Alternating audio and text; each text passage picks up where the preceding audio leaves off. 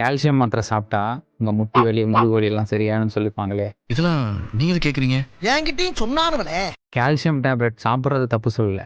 ஆனா அதை எப்போ, எப்படி, எது கூடலாம் சாப்பிடணும், எது கூடலாம் சாப்பிடக்கூடாது அப்படின்றத கண்டிப்பா தெரிஞ்சுட்டு சாப்பிடுங்க. கால்சியம் டேப்லெட்டை உங்க டாக்டர் ப்ரிஸ்கிரைப் பண்ண டோஸ்ல காலையிலயோ நைட்டோ சாப்பிட்டதுக்கப்புறம் எடுத்துக்கோங்க. சாப்பிட்றதுக்கு முன்னாடியோ இல்லை 2 மீல்ஸ்க்கு நடுவில், அதாவது இன்பிட்வீன் மீல்ஸ் எடுத்துக்கவே கூடாது.